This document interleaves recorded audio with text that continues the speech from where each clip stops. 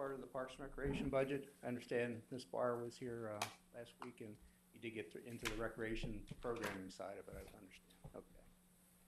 Would you give us a page to start with? We'll be starting on page 188, 189. 189 and 190 lists the facilities that the Parks and Recreation and Maintenance budget addresses, along with the parkland on page 190. Just briefly, the maintenance expenditure budget, proposed budget is $1,277,879. That entails 13 budgets, each one for each facility to include the grounds maintenance. I'm sure Ms. Barr said the recreation expenditure side was proposed at $1,799,381. And our proposed revenue we hope and intend to bring in is $630,663. Progressing on to page 192, that's the first of the maintenance budgets, the grounds maintenance.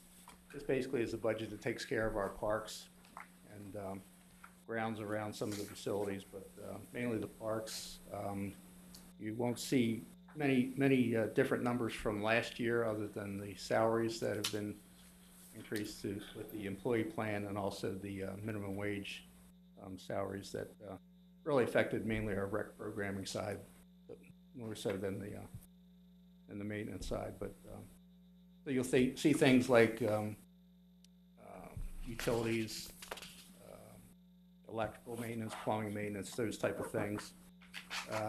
What we did do is move some money around within our budgets. For example, if utilities were hit particularly hard because of a hard winter or hard summer, we moved some money out of different areas to make those utilities work out. But basically, the bottom line is pretty much status quo to last year's budget. And that proceeds right on through. I don't know how much you would like me to go into, Mr. President, but next budget is the municipal center, same type of thing, maintenance of the facility. The big ticket items are in our CIP projects, which I guess we're going to talk about a little bit later. But these are just the day-to-day upkeep of the facilities. And Council, let me remind you, if you've got something you spot your eye on, you don't have to wait. Just go ahead and we'll stop. Okay? Thank you. Go ahead. That's pretty much in a nutshell. Like I say, there's 13 budgets here for each one of the facilities. Next one is the Farrell Foundry Public Works Complex. That's on 198. Very little change there. On page 201, we proceed into the Robert J. DePietro Community Center. Thanks to the help of Public Works, we just got a brand new asphalt coating on the parking lot in stripe over the past week. It looked very nice. Proceeding along to page 204 is the Laurel Army Anderson Murphy Community Center. We've talked a lot about that building over the last several months. And again, the day-to-day maintenance. Just about finishing a LED light project on the inside with some of our grant money. And we'll see how well that does with utilities next year, but I think we'll see a nice decrease in that. On page 206, we got the Laurel Museum, which we basically dedicate $11,000 towards the upkeep of that facility, utilities, plumbing, heating. Page 208, the Raymond Beauty Park Lake House. Again, janitorial, heating, cooling, electrical, those type of things. 210 is the Main Street pool maintenance budget, which includes things like winterizing the pools, cleaning the pool prior to the season, which we're involved with right now. And of course, the electrical upkeep of the motors and the pumps and chemicals and those type of things would have been in the recreation programming budget. This also includes the pool club room upstairs there.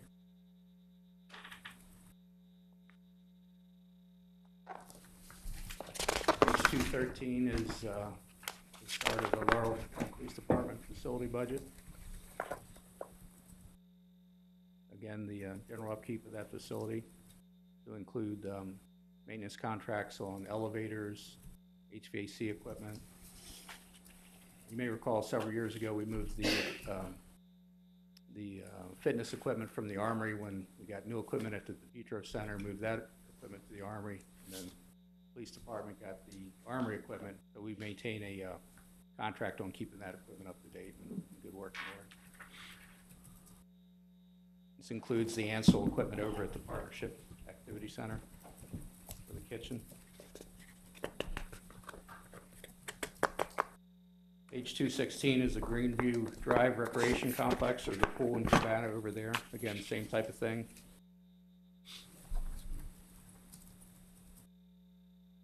We, just an FYI, we're in the process of finishing up a concession opening over there. So we'll have a concession stand on a much smaller scale from the Laurel Municipal Pool, but that'll be due to open on Memorial Day weekend.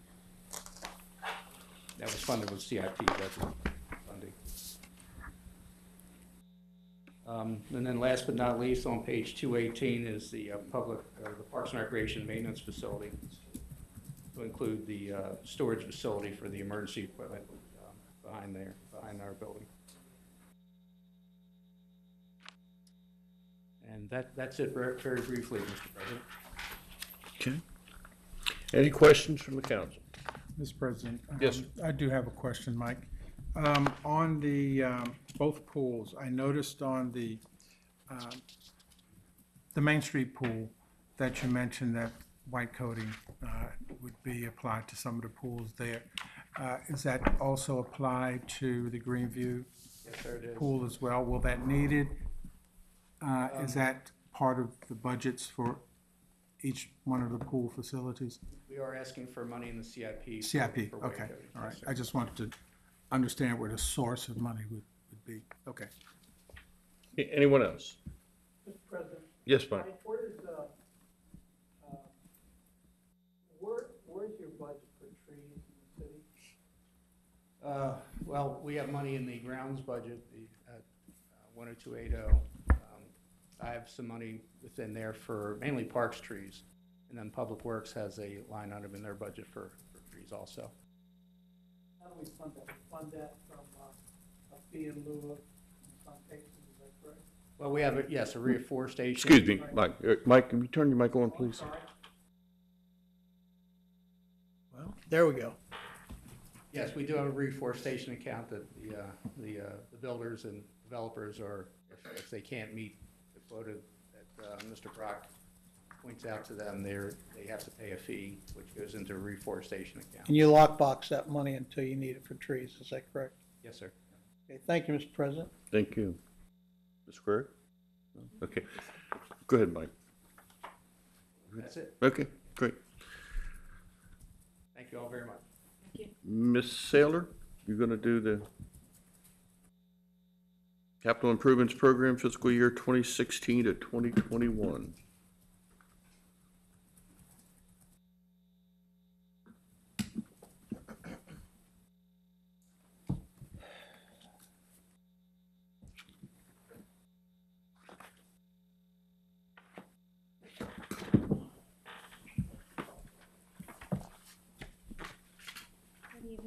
Mr. President, if I could just for a moment call your attention to the spreadsheet that I provided as the orange bar across the top.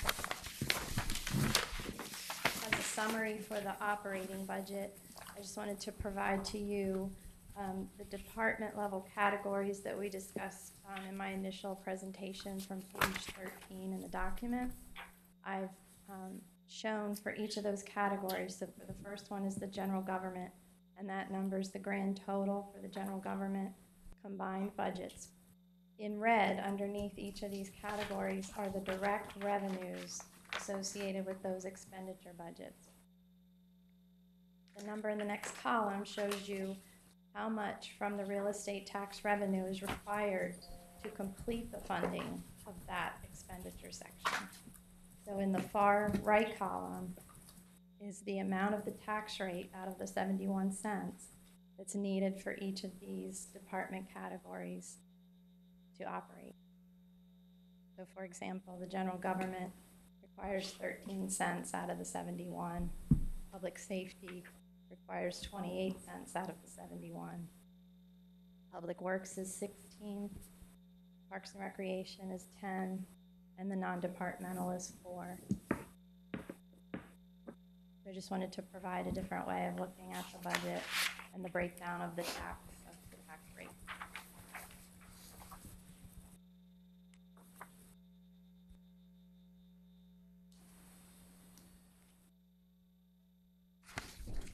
Council? If I could just make a quick comment. This is a very interesting way of presenting the budget, because you see not only the budget, but you see the revenue, as you pointed out, for each one of those departments. And it's all in one very easy to understand document. I'm going to steal this. I'm going to use this. Why reinvent the wheel? That's exactly right. And you are gonna try to add that into the budget, right? I think. Yes, sir. No, Add she it to the is. document or Yeah, I post think it it's separately great. to the I do website. too. Any other council member? I thought it was interesting too. I thought this is what Mr. Smalls was gonna say, that IT doesn't take most of the 71 cents. Yeah, it was cheaper. She did it in a spreadsheet instead of 15 databases. Very true. I think it's wonderful. I'll just echo his comments, and I think it's great, and I think it's readable and understandable. Thank you. Could we have this, Michelle, electronically, by chance? Okay, thank you. All right, any other from Ms. Saylor from the council?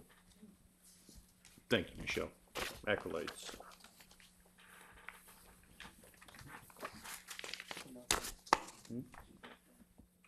Oh, she not, are you, CIP, well, go ahead. I'm going to start with the CIP. The page that has the highlighted yellow bar on it. So this two-page document encapsulates the capital improvement program and the funding that will be provided by the city for these projects.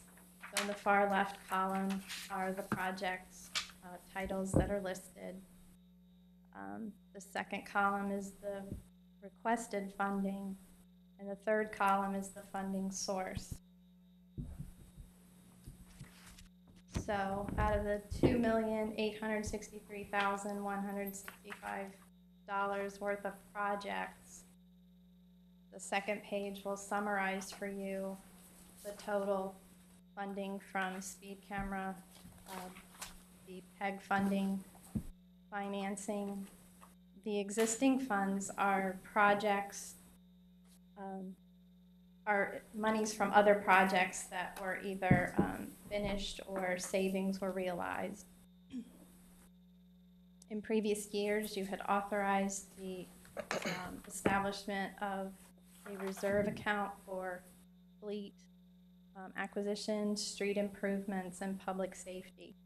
Those funds were placed in separate certificates of deposit, and these amounts would be redemptions as those certificates mature.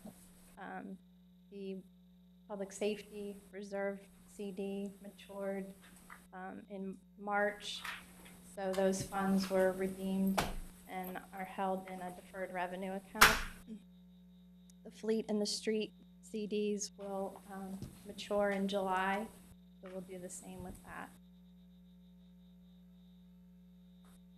The financing, as I touched on, in talks with PNC that holds the notes on both 811 5th Street and 770305 Sandy Spring Road, that we would be able to refinance those notes when they come due in December.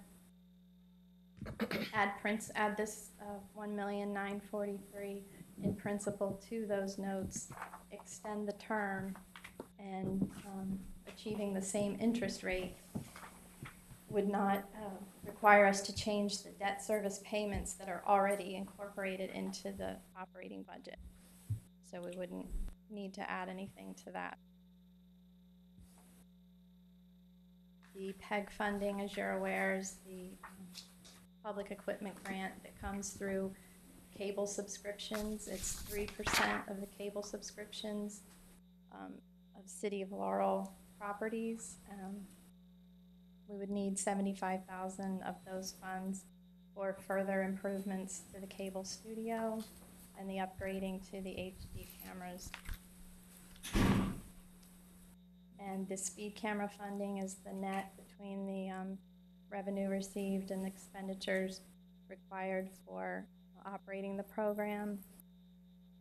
And those are used for public safety purposes only, for pedestrian safety, police vehicles, and police equipment, and the equipment that goes in the vehicles.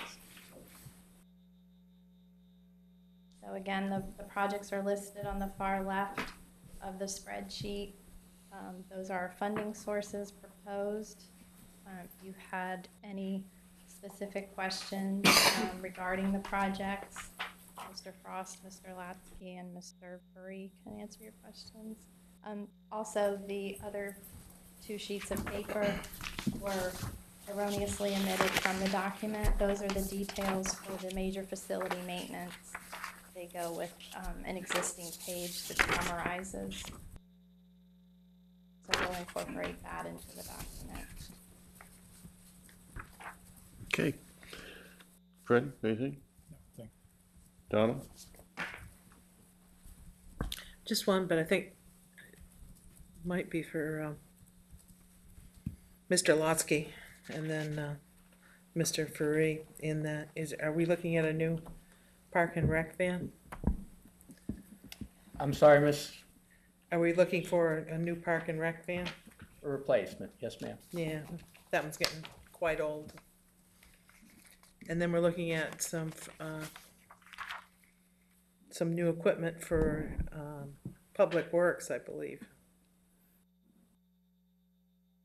New truck. Yes.